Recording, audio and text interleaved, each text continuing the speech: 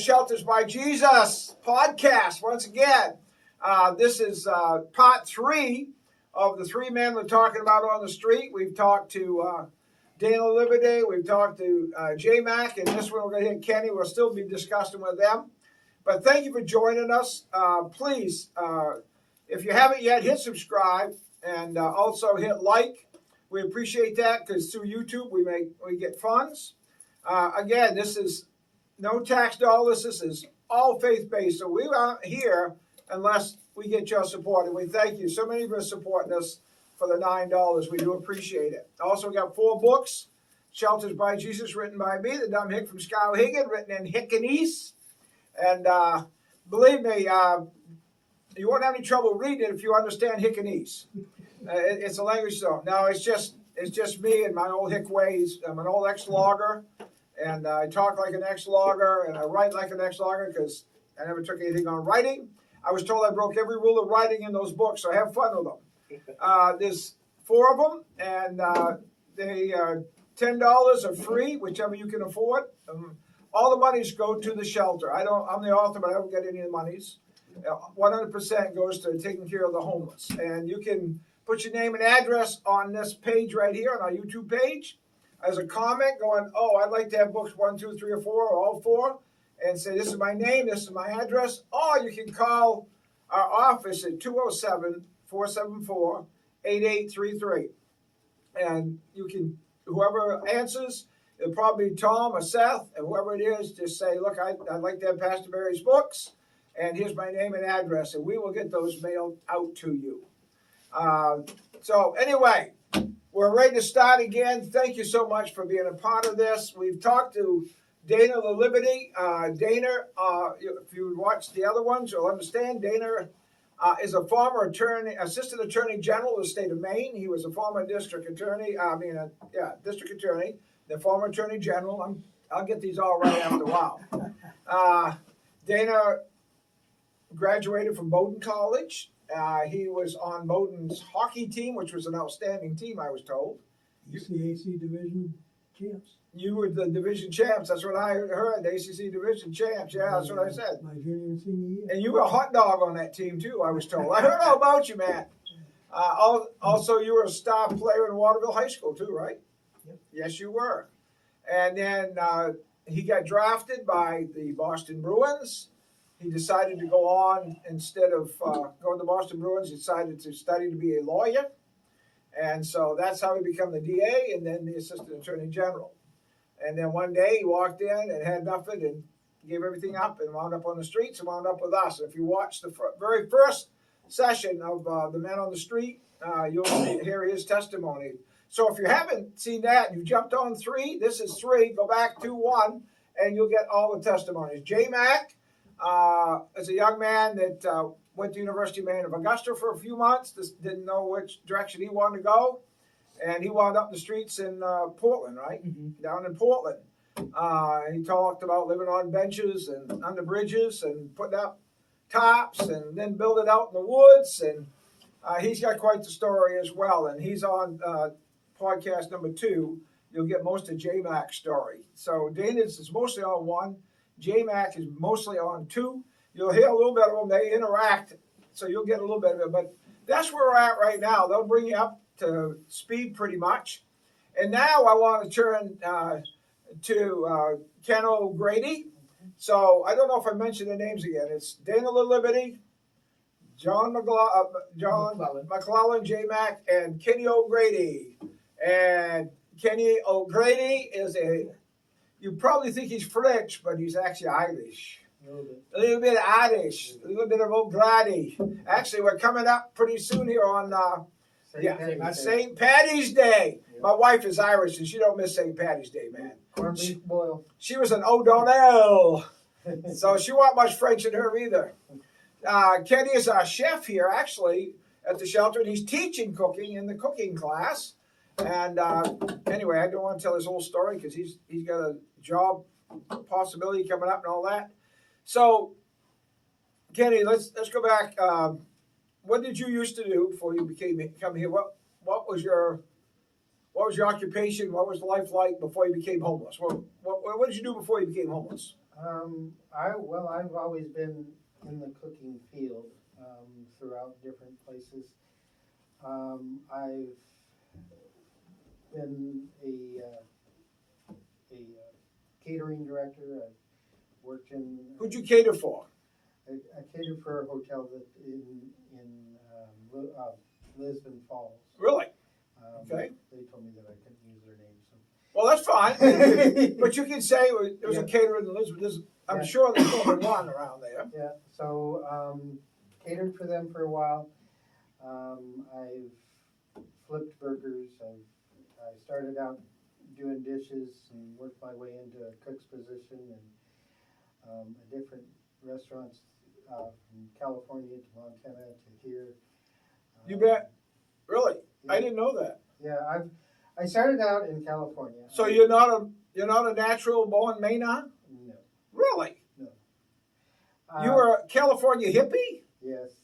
Wow. Yep. I Wow. went to the service. Did you look like Dana then? No. No. Okay. I'm just wondering then. I went straight from high school into the service. I spent almost 5 years in the service and got out in What branch of service? Army. In the Army. Yep. And Well, I was in the Navy, but I'll let you get by with being on my podcast being in the Army. I'll let you get by being in the Navy. Well, you're just a generous soul. We'll just wave each other. Okay, so you spent time in the Army. And What'd you do in the Army? I started out as a 19 Delta Cav Scout, and What is that? Yeah, I drove tanks and shotguns, and just I ended up being the lieutenant's tank driver, and that was a lot of fun. And then I went from that to radio operations. I sat in an office and just told people where to go. Yeah, that's what I do. And how to I get say there. where to go and how to get there. That's my job, man. And then I wanted to get into cooking, and I asked for a change of MOS, and it just so happens that What's an MOS? it's like 19 Delta Cav Scout. It's a description of your job. Well, see, people listening don't know that. Yeah, So you got to break stuff down, bro. You can't be throwing SOS or MOS or PMS or whatever at me. You got to tell us what it is. All right. Okay. All right. So I started cooking in Germany and in the meal or the. Speak up. I started cooking there in Germany, and then I transferred over when I came back to California, Fort Irwin, California. I cooked for 2 more years, and finally got homesick, and got out, and it was like a year and a half later I got married. Stayed married for 32 years. Wow. And we had our problems, and she moved to Maine with the kids, and I followed her. So that's how I ended up in Maine. So, okay, so you're a Maynard by a wife who traveled to Maine and put the dog chain and pulled you along. Well, not the dog chain. I loved her. I was kidding. So you followed your love to Maine. I did. All right. So she says, Kenny boy, if you want to be with me, we're going to Maine. So she had a lot of friends here, some family here, Okay. and she asked me to come, and I said, okay. All right, if I got to. I love you. I'll be there. There you go. There you go. So came here, spent quite a few years. We up until about 2 years ago, we were together. In March of 2021, March 27th, 2021, she passed away. What did your wife die of? She had a complication of things. She had a hernia the size of Oh, my word. basketball. She had Wow. COPD. She had Wow. she had a shunt in her neck where the fluid wouldn't drain properly, Oh. so they put a shunt in, and she would have seizures. Physically, she was really Her body in was trouble. her body was was used up. yeah, it was used up. And Wow. How old was your wife? when she passed, she was 56. So still young. Yep, and we were 2 months apart. in age. So I was. You had to have been devastated. Oh yeah, I the day before she died, we loved to sing. I'm not very good at it, but she loved to sing with me, Yep. and we sang her favorite song the day before she passed. And that day, the next day, she had a seizure from her shunt In the back. in the back, and I was holding her head in my lap, holding her hand, and she says, "I can't do this no more." Wow. And I don't know where I got it from, but I told her it was okay. If you gotta go, go. I love you, but I'll see you again. Yep. So she passed, and it was like 2 hours before I called anybody. And I finally called my daughters. I have 2 daughters. I told them, I said, your mom has passed. If you want to see her before they come and pick her up, you gotta come and see her now. Right.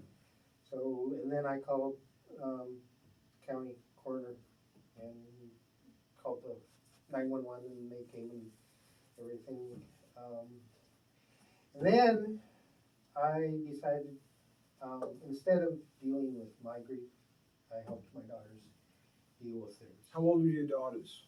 Well, my youngest is now 30. Okay, they were adults. Yeah, they're both adults. Okay, they were So children. 2 years ago, she would have been 28. So they weren't living at home at the time? No. Okay. One was living right next door. My youngest was living next door. The other one was in Brunswick. They both now live in Oklahoma. Really? Yeah, they decided they wanted to move. They're Westerners. Well, okay. Well, I'm jealous because I'm a horse guy in Oklahoma, man. The Worlds is out there for the show. I mean, that is horse country, baby. Yeah. I tell you, they went. Your wife went to heaven. They just went to paradise in the meantime because Yeah. they went to horse country. Yeah, they've been trying to talk to me to come to Oklahoma, and then, You want to ride, boldly ride? I don't think, I'm only want to move one more time. Okay. And if it's move into my own place here, that's fine, or wherever. Well, you have to stay here because you cook for us. Well, see, That's it. I can't go nowhere. That's right. We've been praying you right here. You can't leave Skowhegan. So If I tell you, you're watching this, you ever ate this man's cooking, you wouldn't let him leave either, man. I tell you, this guy can put the feed bag on. I tell you, wow. If you love what you do, you don't work a day in your life, and that's one thing I love to do is cook. So the way I ended up homeless is, like I said, I decided I wanted to help my daughters through their grief. Yep. Well, I had the month before my wife passed, I had lost my job. I was working in a restaurant in Augusta, and they had to cut way back because of COVID, Okay. and I lost my job, and then I lost my wife, and then I had 6 months worth of rent that I could live with. Okay. Before That you had set aside. Before I had to get another job. Okay. So in the meantime, I'm helping them along and everything, and I'm paying my rent and everything, and then all of a sudden, I'm out of money. It's like, oh, now I got 30 days to get a job and be able to pay my rent, Wow. and it didn't happen. It didn't work. It didn't happen because COVID, right in the middle of that, COVID is high, they're tightening everything. And that's when nobody was getting jobs during COVID. No. Because the ones that had jobs couldn't work because Yep. the COVID, right. So I ended up giving up my apartment. I packed a few things that I couldn't do without. Well, in my mind, I Right, couldn't right. do without. And I Major necessities. made a sleeping bag and, Right. and cutlery and things like that. Right. So I ended up on the street in Augusta. And the first few nights was really scary. But I found a couple places in Augusta. People didn't care if you slept there or not. Just pick up after yourself when you get up to go. So what, kind of place you talking about? Park, behind buildings, There's a bridge, or what? Water Street, there's a park behind the buildings on the river Okay, that you can stay in the park. There's a awning there in between the building that you can stay if it's raining. okay. And then I found out that if you at night you can stay up at the bus stop. Oh. And they'll let you sleep there, and it's lit, and you're not in the dark. And by that time, I had found an acquaintance or a friend that was also on the streets. Oh. And we got along pretty well, so we started staying together for protection, and So you looked out for one another. we looked out for one another. Awesome. During the day, we would go our way, but we'd end up meeting back up on the streets at the bus stop, and we would. We both had food stamps, so we bought enough food for us to be able to have sandwiches or fruit or Enough to get by. for the night, and then while we were laying there, people would bring us food. We ate more Chinese food than I've had in my life, just at that bus stop. So you learned to like cat.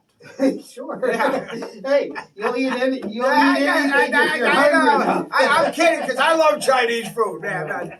You know. So, but fried chicken, and people just bring you a sandwich and a cup of coffee, That's how you got by. and that's how you got by. And the people in Augusta, I had more problems from the homeless people than From the residents? from the residents Really? of Augusta, Okay. because people in Augusta, they'd come up, in the morning, I would go sit at the park bench, and I would make my food and Yep. my sandwiches and for the day, and I'd sit in there and eat, and people come up with their dogs, and they'd sit down on the other side of the bench and talk with me, and I'd Okay. get to pet their dog, and we became friendly.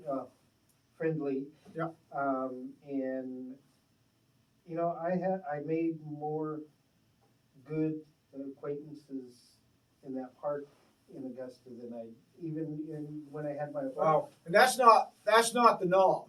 Because a No. lot of places, if you feed somebody in the park in the United States now, in some places, in trouble. Oh, yeah. you can be arrested Yeah, you can for be it. arrested, So, well, praise God. Well, all right. So I want to fast forward you. How did you get here?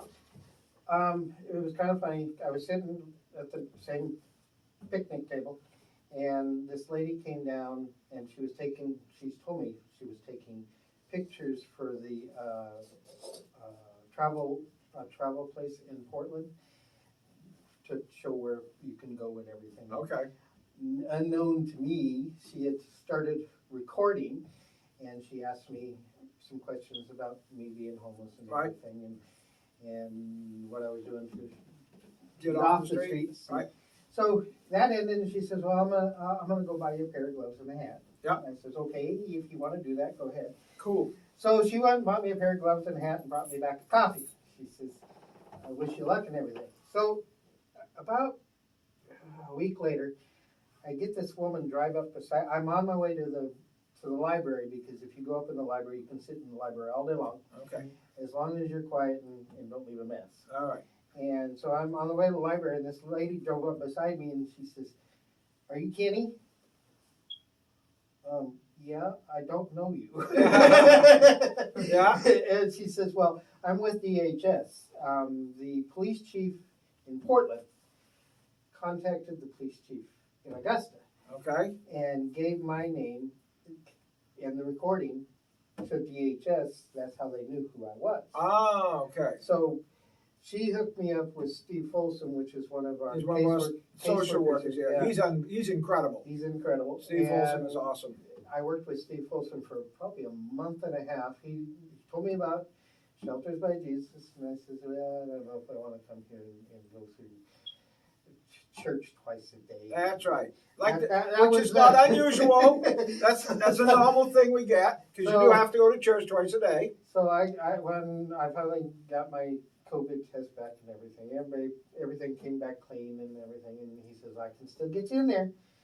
And so that day he called Seth, and they were up on the roof they had just started the roof. Oh, we put the new roof on. That's okay. So Seth, yeah, send them on over, bring them on over. So got here, they're up on the roof and doing their thing, and I got a bed, and wasn't a week later, I worked myself into the kitchen. And you've been there ever since. Been there ever since. So what if somebody's to ask you what Shelters by Jesus is like, and if they're nervous about going to a homeless shelter, because if they've heard all kinds of crazy rumors and stories, what would you tell them about Shelters by Jesus from your perspective? What would you say? It's this place saved my, I'm not gonna say life, but my sanity. Because when I came here, I had not dealt with the grief with my wife. Right. Like I said, I put it all on the Right. back burner. When I got here, if you ask Seth, we talked several times, and if it wasn't for the kitchen being there, and my that's my safe place. Right. And if that wasn't there, I wouldn't be where I am today. And where I am today is I'm okay with getting a job. I'm okay with getting my own place now. I'm not scared to go out. And when I got here, I was scared to come here, and then I was scared to leave. Yep. And I come here. If you need a place to come, if you need a place to be, this is the place to be. Awesome. God has. I have God in my life, and I'm not afraid to say that now. When I first got here, if someone said, "Well, what do you think about God?" Okay, well. Okay. Yeah. Now it's like, yeah, God is in my life, and He's And that's what this place is all about. And when I move out of here, He's going to be in my apartment. He's gonna Awesome. be where I'm at, and Awesome. And right now you are talking with a restaurant, a local restaurant, and you're also about an apartment. yep, I've got So- a restaurant. I actually have two restaurants now that are interested in giving me a job, and And you're looking for an apartment. I'm looking for an apartment. I have a voucher that will give me an apartment for life if I don't mess it up. There you go. And you're gonna get it in Scouting, so you can come here and cook meals for me. Correct. Or you can come over to my house. All right. Well, we're gonna end this as end of the podcast. Look, if you want to know more about these guys, come for a tour. Come to 12 McClellan Street in Skowhegan. Meet them. Meet Seth. Come over here for a second so they can see who you are. This is Seth Roberts. He is our Chief of Staff, Director of the shelter. So you want to tell them to come for a tour, what you'll do? Our offices are open from like 8 in the morning till 4. But if you have work and you can't make it till a little later, whatever, just call us and schedule it so that I can make sure I'm available. And be happy to show you this place, happy to show you what we do, how we operate, and introduce you to some of the guys. Awesome. And we'd be happy to meet you. Yeah. And I want to say thank you, Dana, for doing this. I know this ain't your cup of tea. J-Mac, thank you. Kenny, thank you for taking time to give people an idea what it's like to actually live on the street and what a special place this is. Thanks So for having me. thank you for watching us. Remember, $9 a month allows these guys to come off the street and many more like them. We got 23 children here that are off the street because of you. So keep watching. Keep an eye on my podcast. Watch my Saturday night streaming, please. And don't forget, subscribe and hit like. And y'all come back now here.